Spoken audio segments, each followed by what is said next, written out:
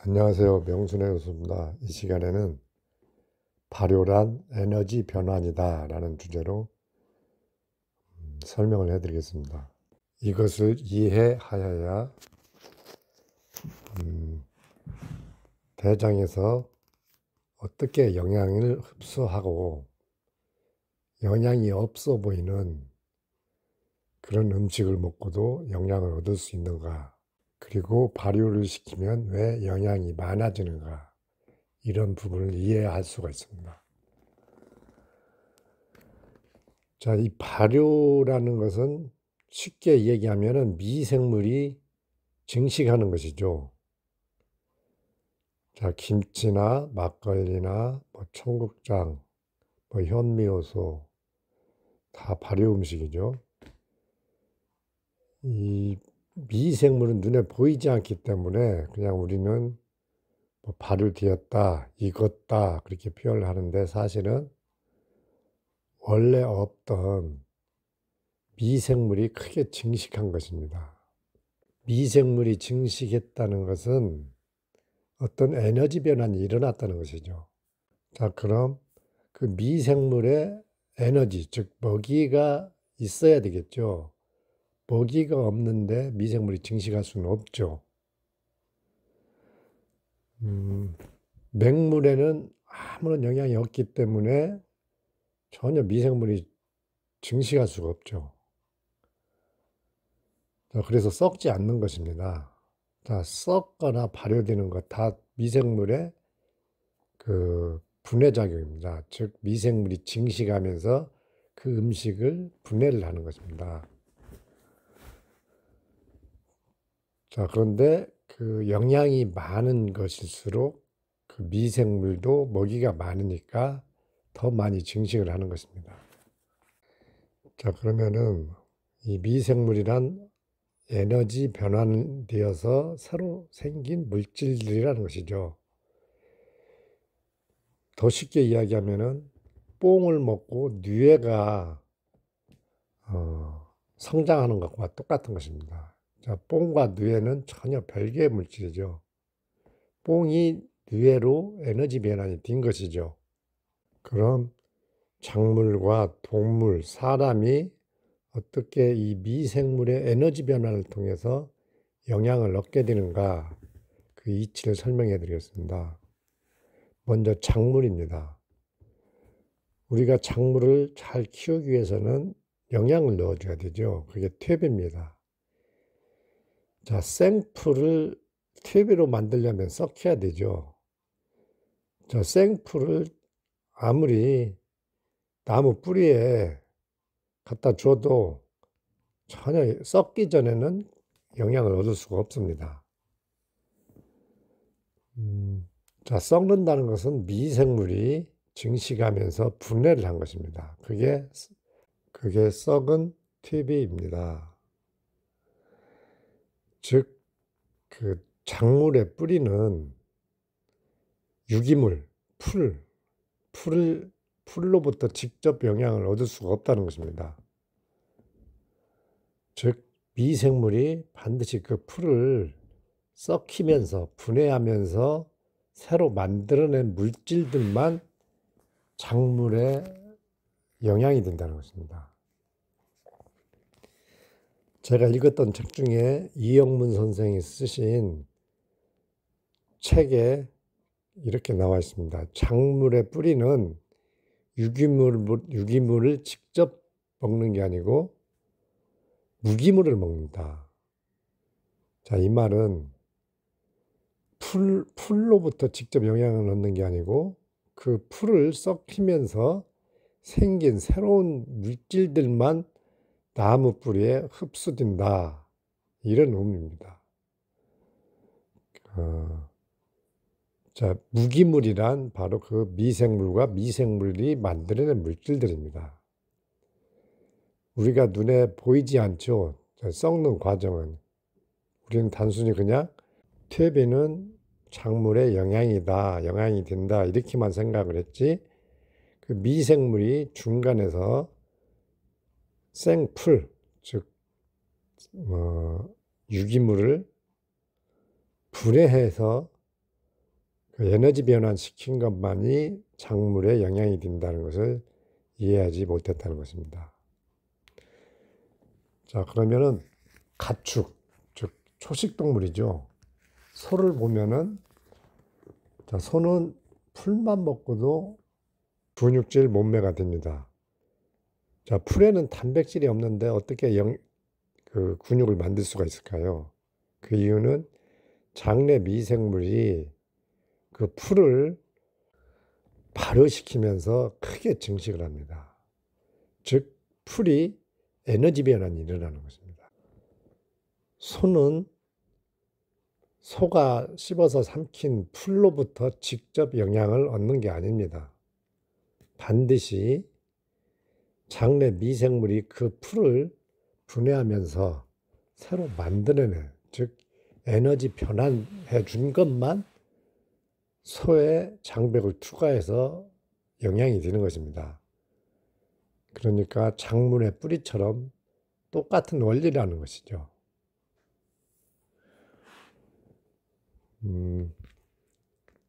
자, 그리고 사람을 한번 살펴보겠습니다. 자, 사람은 대장에서 그런 일이 일어납니다. 대장에서 소화 잔여물이라고 하죠. 우리 유장과 소장을 거쳐서 소화되고 남은 잔여물이 대장에 모입니다. 그럼 이 대장에서는 미생물이 수백 조 마리가 사는데 이 잔여물을 발효시키면서 크게 증식을 하면서 많은 영양물질을 만들어줍니다. 그게 사람 몸에 필요한 다양한 물질들이죠. 자, 그러니까 우리 대장은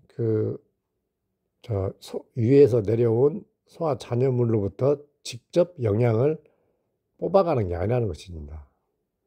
반드시 발효 과정에서 크게 증식한 미생물 또는 그 미생물이 만들어낸 효소라든가 비타민, 단세, 지방산, 우리가 미지의 물질들이 그런 물질들만이 장백을 투과할 수가 있는 것입니다. 그래서 사람한테 영향이 되는 것입니다. 자, 여기에서 우리가 중요한 포인트가 있다는 것입니다. 자, 그럼 대장에서 발효가 일어나는데 우리가 외부에서, 즉 밖에서 어떤 음식을 발효시킬 때는 어떻게 하는가요? 발효를 잘 시키기 위해서, 즉 미생물이 최대한 증식시키기 위해서 여러 가지 조건을 맞춰준다는 것입니다. 청국장 삶을 때는 아주 푹 삶아줍니다. 미생물한테 쉬운 먹이가 되도록.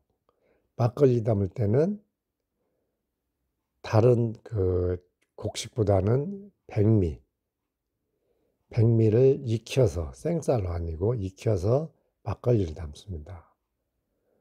자, 누룩을 만든 쌀도 익혀서 하지 생쌀로 안 하잖아요.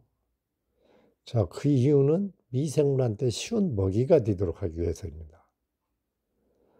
자, 그러면 우리 장내 미생물한테도 쉬운 먹이가 있다는 것입니다. 자, 그래서 우리는 그 음식의 영양을 따지지 말고 미생물한테 쉬운 먹이를 넣어줄 때 그 미생물이 크게 증식하면서 우리한테 많은 영양물질을 만들어준다는 것입니다. 자, 그런데 우리는 이 부분을 너무 모른다는 것입니다. 그냥 영양이 많으니까 먹어라, 집어넣어라. 생잎사귀는 살아있는 영양이 들어있으니까 생으로 먹어라. 자, 이런 말만 한다는 것이죠. 자, 우리 대장에 사는 미생물은 발효력이 이 초식동물보다 굉장히 약합니다. 인간은 육식이나 좀 과일만 주로 먹으면서 진화해 왔기 때문입니다. 아주 오랜 세월 동안. 자, 그리고 우리 장에 사는 미생물은 이 섬유소를 좋아하는 종보다는 이 탄수화물, 백미밥 같은 탄수화물 종이 또 월등히 많습니다. 그래서 섬유소를 많이 먹게 되면 변이 나빠지는 것입니다. 변이 나빠졌다는 의미는 유익균이 증식을 못하고 부패균이 증식했다는 소리입니다. 자, 콩은 콩이나 견과류는 식물성 단백질과 지방이 많은데 우리 대장에서는 발효가 굉장히 어렵습니다. 이 말은 부패가 일어난다는 뜻이죠. 자, 그래서 우리는 영양을 따지지 말고 장에서 발효가 쉬운 음식만 먹어야 된다는 것입니다. 그게 건강에 훨씬 유익하다는 것입니다. 자, 에너지 변환이 일어난다고 그러죠. 에너지 변환이 많이 일어나려면은 미생물한테 쉬운 먹이가 돼야 된다는 것이죠.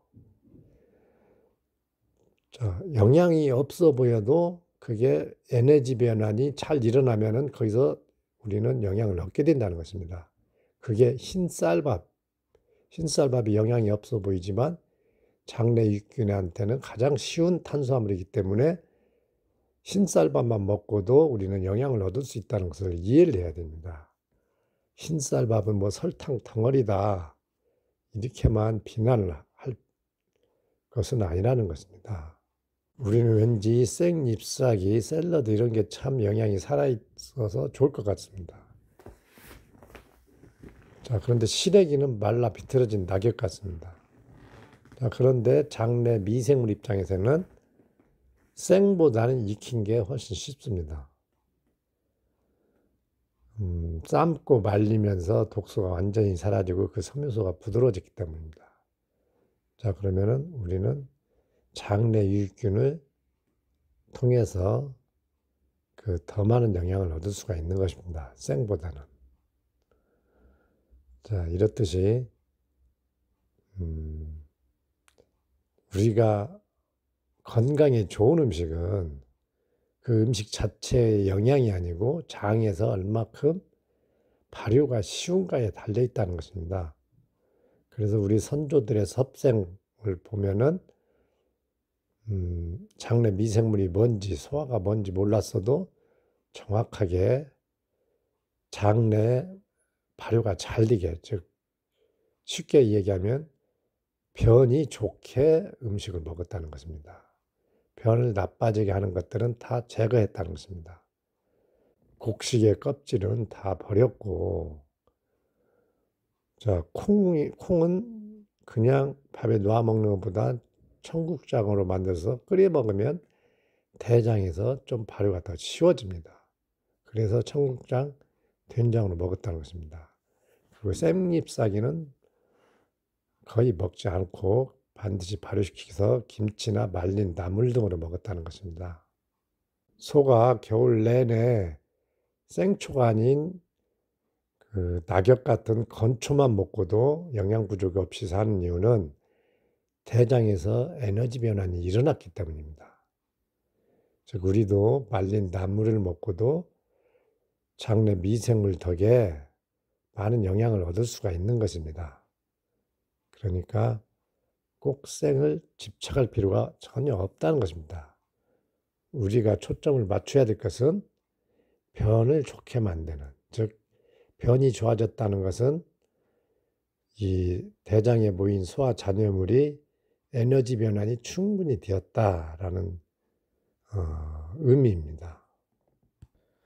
우리가 발효 음식을 먹어야 되는 이유도 영양이 훨씬 많아졌기 때문입니다. 왜 많아졌나요?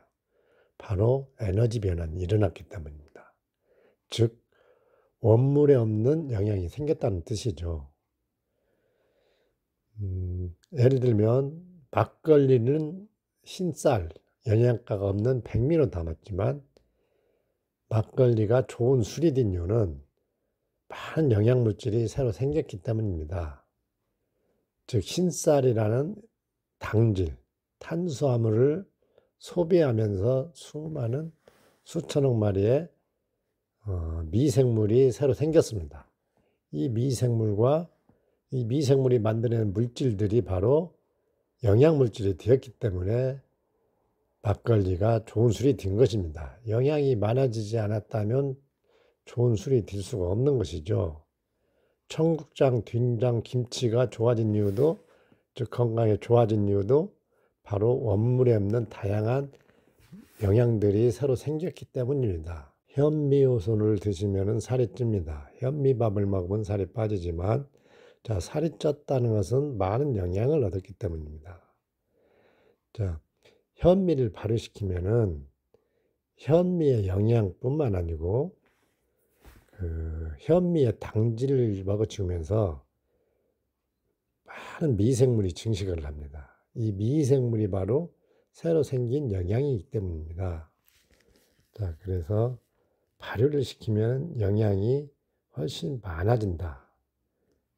그 영양은 원물에 없는 새로 생기는 영양 물질이다. 이렇게 생각을 하시면 됩니다. 자, 그래서 명수식 섭생은 현미효소와 발효 음식을 기반으로 해서 대장에서 발효가 잘 일어나게 먹는 섭생법입니다.